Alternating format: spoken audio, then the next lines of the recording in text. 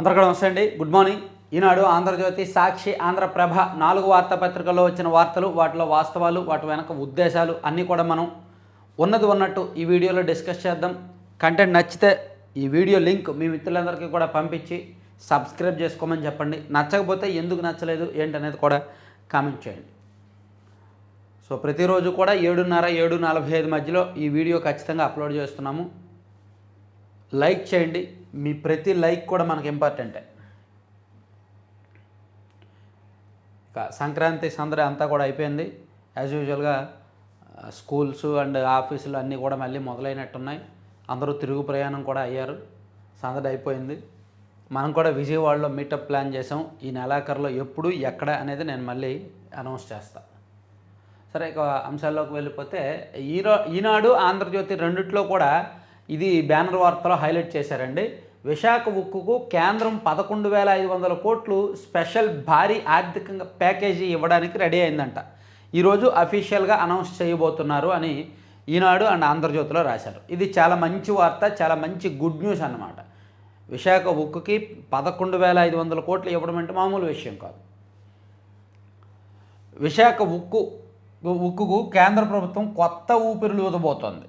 తీవ్ర ఆర్థిక సంక్షోభంలో ఉన్న కర్మాగారాన్ని చేయడానికి రంగం సిద్ధం చేసింది. ఇందుకోసం 11,500 కోట్ల భారీ ఆర్థిక ప్యాకేజీ సమకూర్చడానికి నిర్ణయించినట్టు తెలిసింది. ఈ నిర్ణయానికి గురువారం ప్రధానమంత్రి నరేంద్ర మోదీ ఆధ్వర్యంలో జరిగిన ఆర్థిక వ్యవహారాల కేబినెట్ కమిటీ సమావేశం ఆమోదముద్ర వేసినట్టు విశ్వసనీయ సమాచారం. శుక్రవారం కేంద్ర ఉక్కు, భారీ పరిశ్రమల శాఖ మంత్రి హెచ్డి కుమారస్వామి, పౌర విమానయాన శాఖ మంత్రి రామ్మోహన్ నాయుడు దీనిపై అధికారిక ప్రకటన వెలువరించే అవకాశం ఉంది. ముఖ్యమంత్రి చంద్రబాబు అధికారం చేపట్టిన రోజు నుంచి విశాఖ ఉక్కుపై ప్రత్యేక దృష్టి సారించారు. ఢిల్లీ వెళ్ళిన ప్రతిసారి ప్రధాని మోదీ, ఆర్థిక మంత్రి నిర్మలా సీతారామన్, ఉక్కు శాఖ మంత్రి కుమారస్వామిలతో సమావేశమై కర్మాగారం పునరుజ్జీవంపై చర్చలు జరుపుతూ ఉన్నారు అని ఈనాడులో రాశారు. ఈవెన్ ఆంధ్రజ్యోతిలో కూడా విశాఖ ఉక్కుకు ఊపిరి 11,500 కోట్ల భారీ ప్యాకేజీ కేంద్ర కేబినెట్ ఓకే వెల్లడించిన కేంద్ర అధికార వర్గాలు. నేడు పూర్తి వివరాలతో ప్రకటన. స్టీల్ ప్లాంట్ను ఆదుకోవాలని ప్రధానికి పలుమార్లు సీఎం విజ్ఞప్తి. కేంద్ర ఉక్కు మంత్రికి వినపం. చంద్రబాబు అభ్యర్థన మేరకు సాయానికి ప్రధాని పచ్చజెండా అని రాశారు. సో ఇది చాలా పెద్ద వార్త, చాలా పెద్ద గుడ్ న్యూస్ అన్నమాట. ఆల్మోస్ట్ విశాఖ ఉక్కు మీద ఆశలు వదిలేసుకున్న తరుణంలో, ఎందుకంటే ఈ ఆర్థిక ప్యాకేజీలు ఇస్తారనే వార్తలు గతంలోనూ వచ్చాయి, సెయిల్లో విలీనం చేస్తారనే వార్తలు కూడా గతంలో వచ్చాయి. సో ఇవేమీ జరగకపోయేసరికి అక్కడ నిరాశ, నిస్పృహ అలంకొని అసలు ఈవెన్ ఒక 10 రోజుల కిందట నరేంద్ర మోదీ గారు, ప్రధానమంత్రి గారు అండ్ పవన్ కళ్యాణ్ గారు అండ్ సీఎం గారు ముగ్గురు కలిపి ఒకే వేదిక మీద ఉన్నప్పటికీ, విశాఖ ఉక్కు పక్కనే అదే ఊరిలో ఒక భారీ బహిరంగ సభలో ఉన్నప్పటికీ దీని మీద ఎటువంటి ప్రకటన చేయకపోయేసరికి భయం వేసింది. ఈవెన్ నేను కూడా కూటమి ప్రభుత్వాన్ని తప్పుపడుతూ, వీళ్ళందరినీ తప్పుపడుతూ వీడియోస్ కూడా చేశాను. నేను కూడా చేశాను. ఎందుకంటే వాళ్ళు అది ఇంత భారీ ప్యాకేజీ ఇస్తున్నప్పుడు నరేంద్ర మోదీ గారు ప్రధానమంత్రి స్థాయిలో అక్కడ ఆ వేదిక విశాఖలోనే ఎందుకు ప్రకటించలేదు, అసలు ఎందుకు ప్రస్తావించలేదు, ఎందుకు మాట్లాడలేదు అని. సో అప్పుడు మాట్లాడలేదు కాబట్టి మాట్లాడేది లేదు అని విమర్శించాను. ఇప్పుడు ప్యాకేజీ ఇస్తున్నారు కాబట్టి మంచిది, మంచి చేస్తున్నారు. ఖచ్చితంగా ఇటువంటి మంచి నిర్ణయాలు మా రాష్ట్రం పట్ల బీజేపీ పెద్దలు తీసుకుంటే మేము ఎప్పుడు కూడా స్వాగతిస్తాం, ఆహ్వానిస్తాం. ఇక తలెత్తుకునేలా తలసరి ఆదాయం 15% వృద్ధి రేటు సాధిస్తే 2047 నాటికి 58 లక్షలు. వైకాపా ప్రభుత్వం నిర్వాహకంతో 10.32కు పడిపోయిన వృద్ధి రేటు. ఎన్డీఏ అధికారంలోకి వచ్చిన 7 నెలల్లోనే మెరుగైన ఫలితాలు. 2024-25 వృద్ధి రేటు 12.94%. ముఖ్యమంత్రి చంద్రబాబు వెల్లడి. సో మన రాష్ట్ర గ్రోత్ రేటు 15% నిలకడగా ఉంటే 2047 నాటికి తలసరి ఆదాయం 58 లక్షలు అవుద్దని చెప్పి చంద్రబాబు గారు చెప్పారు, సీఎం గారు చెప్పారు. చాలా పెద్ద లెక్క. సో గ్రోత్ రేట్ ప్రతి సంవత్సరం కూడా 15% వస్తూ ఉంటే ఇప్పుడు మనం ₹1,00,000 సంపాదిస్తున్న వాళ్ళము. తర్వాత కనీసం 2 పిల్లలు ఉంటేనే స్థానిక ఎన్నికల్లో పోటీ, ఆ అర్హతతో కొత్త చట్టం తీసుకొస్తాం సీఎం.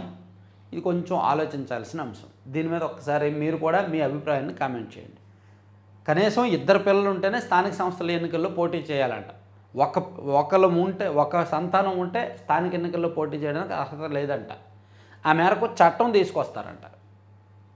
ఇది అంటే పిల్లల్ని కనమని తల్లిదండ్రులను ఎంకరేజ్ చేసేంత వరకు ఓకే, ప్రజల్ని పిల్లల్ని కనమని ఎంకరేజ్ చేసేంత వరకు ఓకే. ఒకప్పుడు పిల్లల్ని కనొద్దు, ఇద్దరు కంటే ఎక్కువ మంది పిల్లలు ఉంటే స్థానిక ఎన్నికల్లో పోటీకి అనర్హులు అని చెప్పి చట్టం తీసుకొచ్చిన మన రాష్ట్ర ప్రభుత్వమే ఇప్పుడు ఇద్దరు పిల్లలు లేకపోతే స్థానిక ఎన్నికల్లో పోటీ చేయకూడదు అనే చట్టం తీసుకురావడానికి చూస్తున్నారు. మంచిదే. సో మరి చంద్రబాబు గారు అంటే ఆ రోజుల్లో పిల్లల్ని జనాభా నియంత్రణ పాటించారు కాబట్టి, జనాభా తగ్గాలని చూశారు కాబట్టి ఒక్కరితో ఆపేశారు. లోకేష్ గారు కూడా ఒక్కరు, చంద్రబాబు గారికి లోకేష్ ఒక్కడే సంతానం కదా, లోకేష్ గారికి దేవాంశ్ మాత్రమే.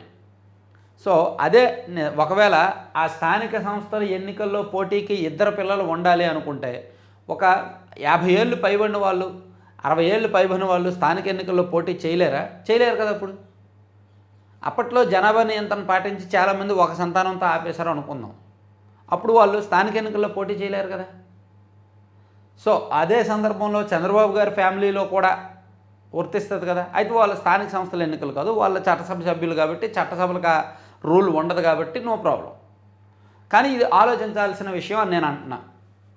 ఇది మేబీ రాష్ట్రంలో జనాభా పెంచడానికి ఉండొచ్చు, కానీ జనాభా నియంత్రణ పక్కాగా పాటించి ఒక పిల్లవాడితోనే ఆపేసిన వాళ్ళకి అది ఖచ్చితంగా ఇబ్బందికరమే.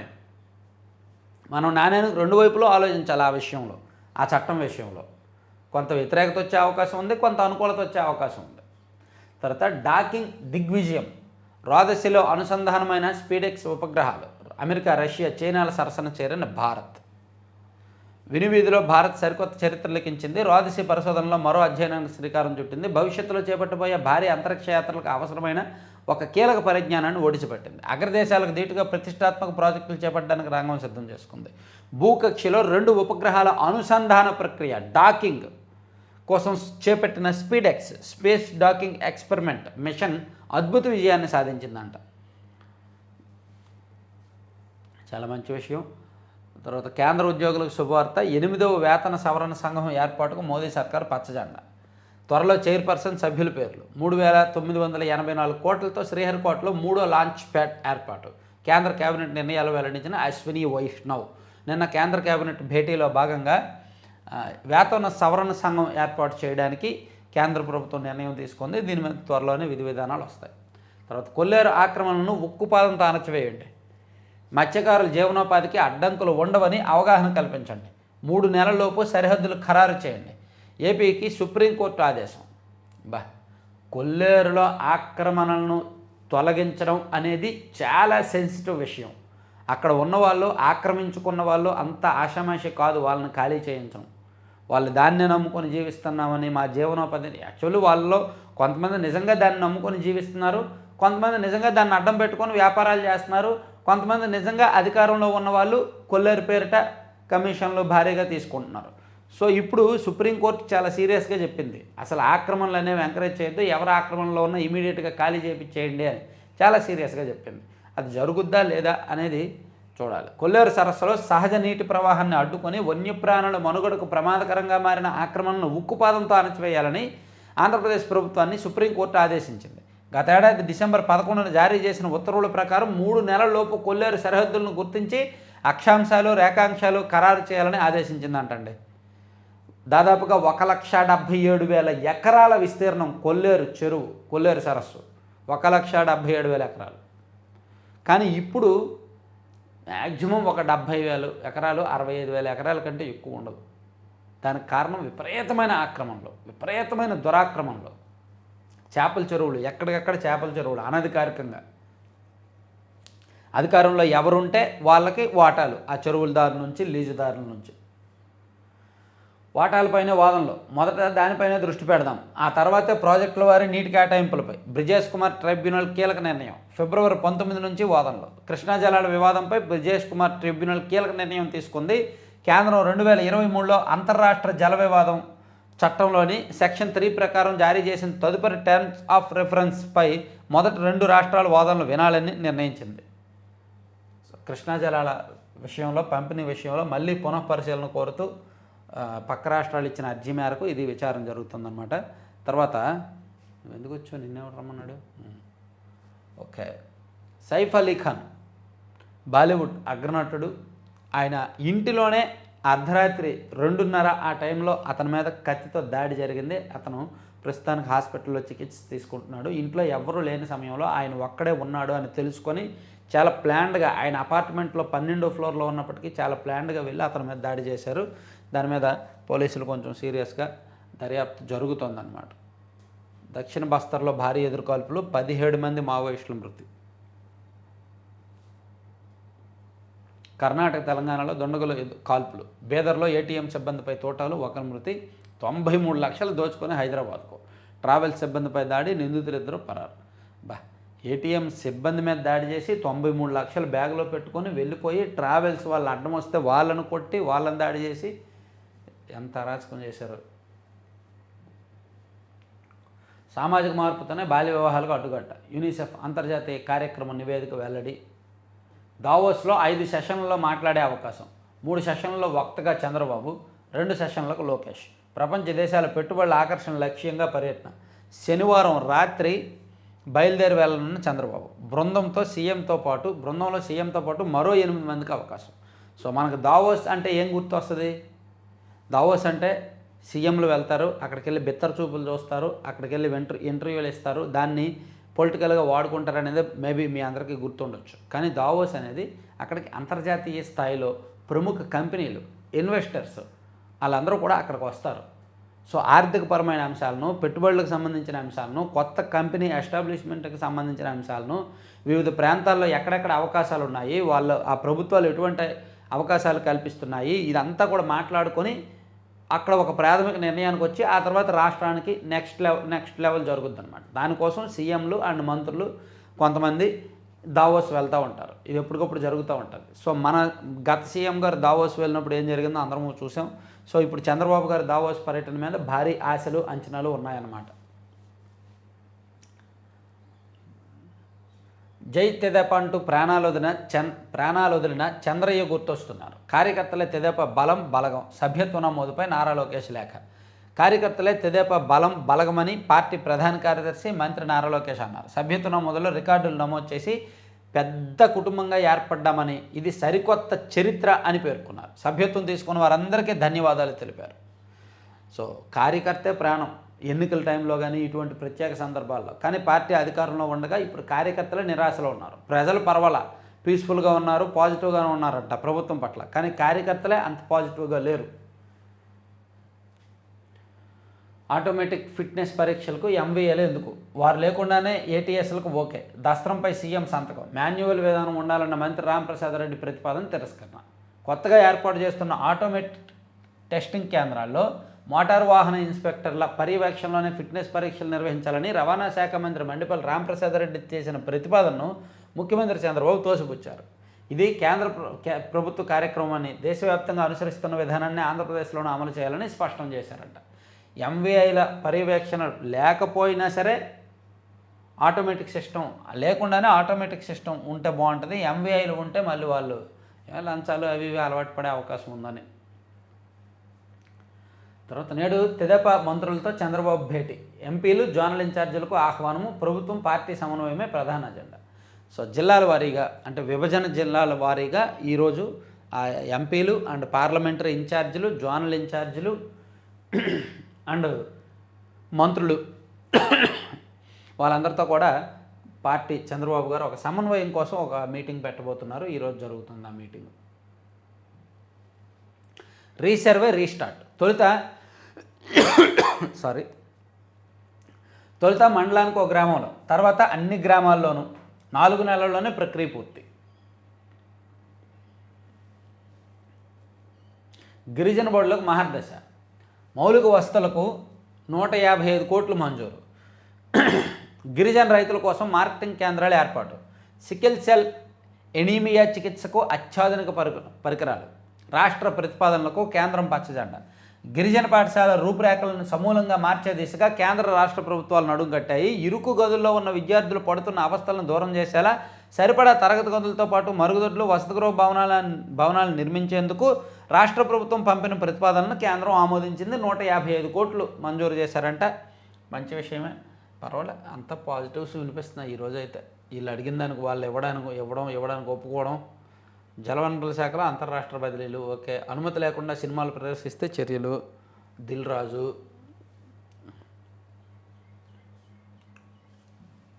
బైక్పై పిండిమర. పిండిమరలు తగ్గిపోతున్నాయి ఇప్పుడు ఊళ్ళలో ఒకప్పుడు పిండిమరలు ఎక్కువ ఉండేవి కదా, ఇప్పుడు తగ్గిపోతున్నాయి. ఎందుకంటే చాలా తక్కువ డిమాండ్ ఉంటుంది. అందుకని ఈ యువకుడు కొత్తగా ఆలోచించారు.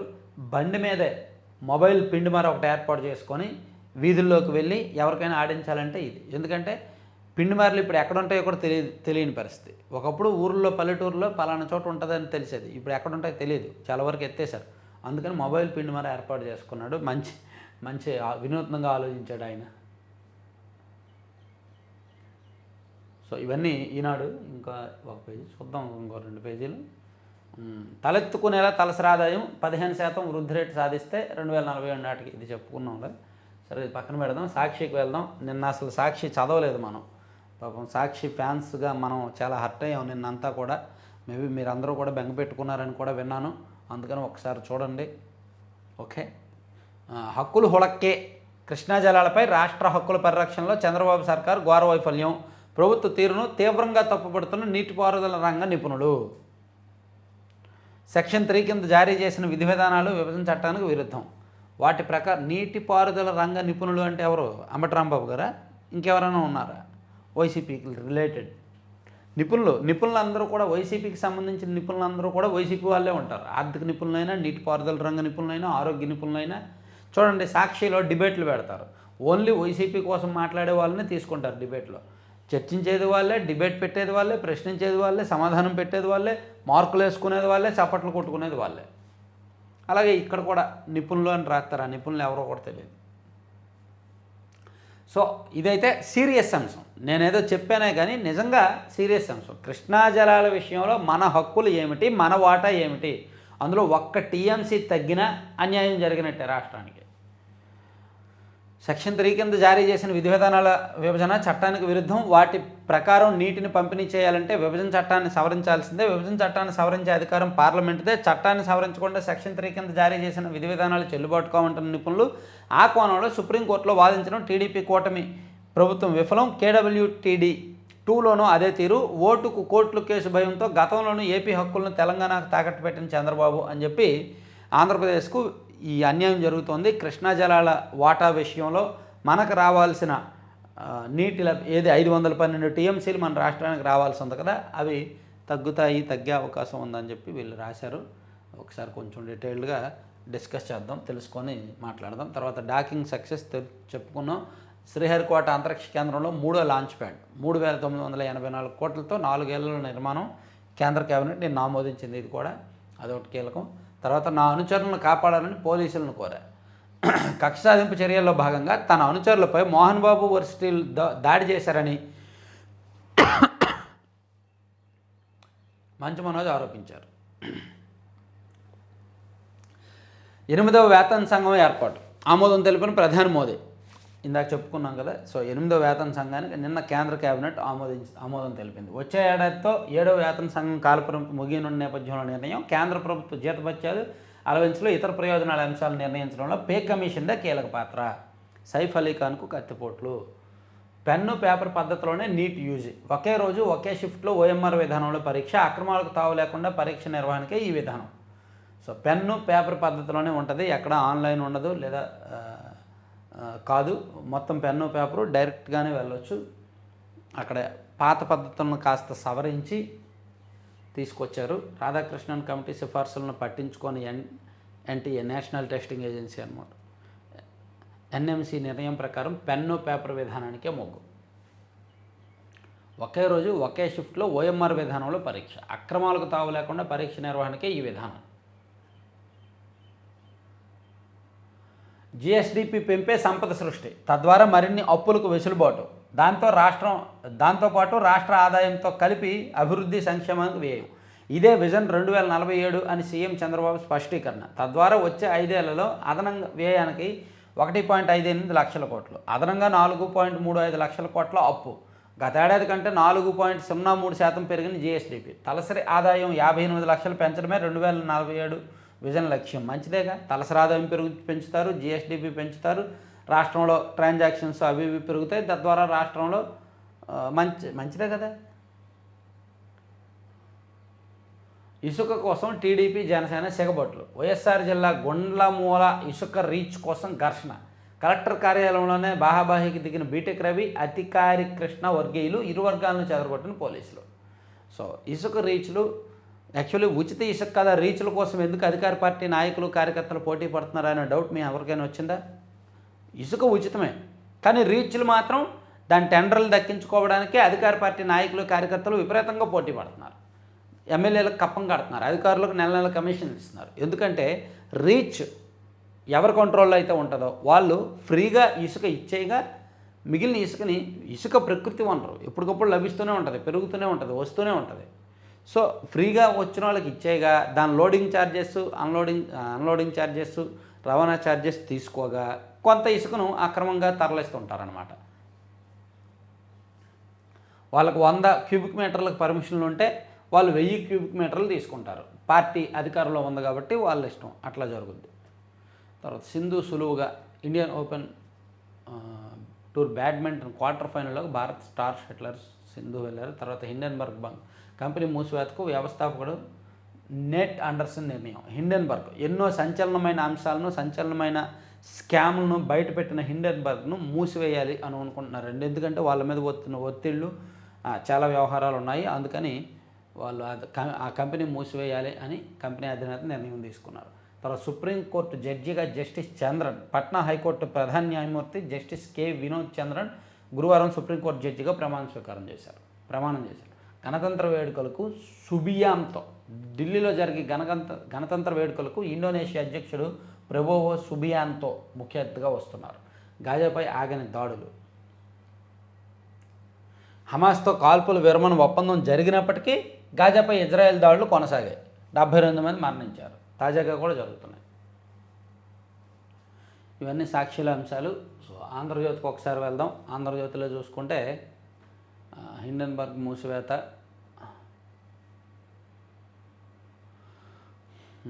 ఇది చెప్పుకున్నాం. ఇస్రో స్పేస్ డాకింగ్ విజయవంతం. ఇక మరో అంతరిక్ష కేంద్రం ఒకటి కడుతున్నారు, అది కూడా చెప్పుకున్నాం. తర్వాత ఇది మా పదం, నేను వస్తే అభివృద్ధి జరుగుతుందని ఆశించారు, ఇప్పుడు అది చేసి చూపిస్తున్నాను. 7 నెలల్లో 4 లక్షల కోట్ల పెట్టుబడులు, మళ్ళీ పట్టాలెక్కిన అమరావతి పోలవరం, ప్రతి కుటుంబానికి ఇల్లు, నీళ్లు, విద్యుత్తు, గ్యాస్. ఒకప్పుడు కూడు గూడు గుడ్డ, ఇప్పుడు ఇల్లు, నీళ్లు, విద్యుత్తు, గ్యాస్ ప్రతి కుటుంబానికి అందించడమే లక్ష్యం అని నిన్న చంద్రబాబు గారు చెప్పారు. 2 పిల్లలు ఉంటేనే ఎన్నికల్లో పోటీకి అవకాశం ఇవ్వాలి చంద్రబాబు. సో ఇది ఆల్రెడీ నేను చెప్పాను కదా, 2 పిల్లలు ఉంటేనే ఎన్నికలు పోటీ చేయాలి అంటే మనం ఇందాక ఈనాడులో వచ్చినప్పుడు డిస్కస్ చేసుకున్నాం. అది కొంచెం ఆలోచించాల్సిన అంశమే. త్వరలో 8వ వేతన కమిషను, ఆంధ్ర పిటిషన్లపై విడివిడిగా విచారణ, బ్రిజేష్ కుమార్ ట్రైబ్యునల్ 2 నిర్ణయం, రేపటి నుంచే డయాఫ్రమ్ వాల్ పనులు, T5 కాంక్రీట్ మిశ్రమానికే జలసంఘం ఓటు, CSMRS సిఫార్సుకు ఆమోదం, పోలవరం ప్రాజెక్టు అథారిటీకి సమాచారం. సో పోలవరంలో అత్యంత కీలకమైన డయాఫ్రమ్ వాల్ నిర్మాణం ఆల్మోస్ట్ ఫైనల్ అయింది. ప్లానింగ్, ప్రపోజల్ ఏం చేయాలి, ఎట్లా మిశ్రమం ఏంటనేది అది రేపటి నుంచి నిర్మాణం మొదలు కాబోతోంది. 96 గంటల సుదీర్ఘ చర్చలు, దానివల్ల ఇజ్రాయెల్ హమాస్ కాల్పుల విరమణ, హమాస్ వెనక్కి తగ్గే వరకు ఆమోదించాం నెతన్యాహు, ఇజ్రాయెల్ వైదొలిగితేనే బందీలు విడుదల. హమాస్ ఒప్పందం కుదిరింది, కానీ మీరు ఫస్ట్ కాంప్రమైజ్ అవ్వాలంటే మీరు ఫస్ట్ కాంప్రమైజ్ అవ్వాలి, మీరు ఫస్ట్ వెనక్కి వెళ్ళాలంటే మీరు ఫస్ట్ వెనక అడుగు వేయాలని ఇద్దరు మధ్య ఆ క్లైమాక్స్ చర్చ కుదరట్లేదు. విజయవాడ హైవేపై ట్రాఫిక్ జామ్, రైల్వే బ్రిడ్జి వద్ద ఇరుక్కున్న కంటైనర్, 4 కిలోమీటర్ల మేర నిలిచిన వాహనాలు. సంక్రాంతి 3 రోజుల్లో 400 కోట్ల మద్యం అమ్మకాలు అంటండి. సాధారణం కంటే 160 కోట్లు ఎక్కువ అంట. సంక్రాంతి 3 రోజుల్లో 400 కోట్లు మన రాష్ట్రంలో మద్యం అమ్మకం జరిగిందని ఆంధ్రజ్యోతిలో ఒక ఇంట్రెస్టింగ్ అంశాన్ని వేశారన్నమాట. లోపల పేజీలకు వెళ్తే పెన్ను పేపర్ విధానంలోనే నీట్, AI కంటెంట్పై లేబుల్స్ తప్పనిసరి, ఎన్నికల ప్రచారంలో AI పార్టీలకు ఈసీ సూచనలు.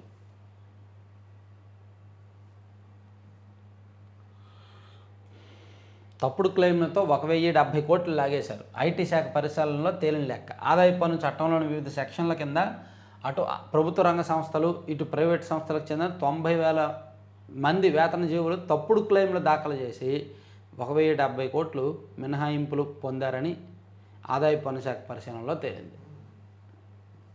సో ఆంధ్రప్రభ కూడా ఒకసారి చూద్దాం.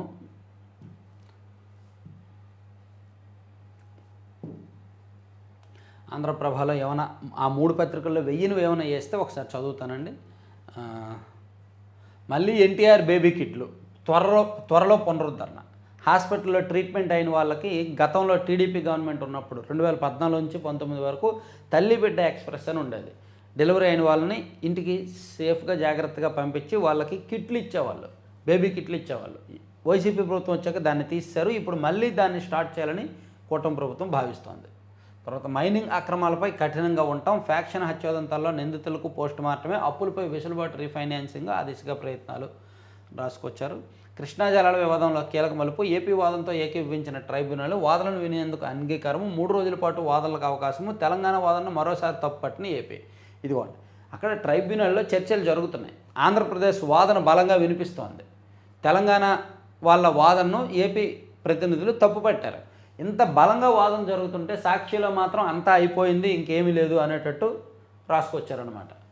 సో ఇక్కడ ఫ్యాక్ట్ ఉంది, కీలక మలుపులు ఉన్నాయి, ఏపీ బలంగా వాదిస్తోంది, సమర్థవంతంగా వాదిస్తోంది అని రాశారు. అలాగే ట్రైబ్యునల్ కూడా ఆమోదించింది, ఏపీ వాదనలకు సమర్థిస్తుందంట. P4 ఉగాది నుంచి విధ్వంసం నుంచి వికాసం వైపు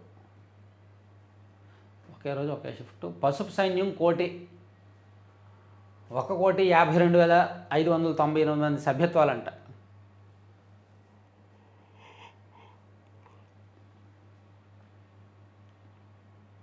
మోడీ స్కూల్కు ఆధునిక హంగులు. వాద్నగర్లో 72 కోట్లతో అభివృద్ధి. ప్రేరణ సంకుల్ ప్రాజెక్ట్ కింద పునరుద్ధరణ. మంచిది. ఓకే, ఇవ్వండి 4 పత్రికల్లో ఉన్న వివిధ అంశాలు. సో ఓవరాల్గా చివరి వరకు చూసిన వాళ్ళు లైక్ చేయండి, షేర్ చేయండి.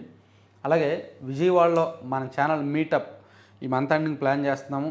యాజ్ మీ అందరికీ తెలిసే ఉంటుంది. దానికి ఇంట్రెస్ట్ ఉన్నవాళ్ళు నా వాట్సాప్ నెంబర్ ఉంది కదా, చాలామంది దగ్గర ఉంది. సో వాట్సాప్కి మెసేజ్ చేయండి. Thank you very much. ఎప్పుడు ఎక్కడ వెన్యూ అనేది చెప్తాను. Thank you.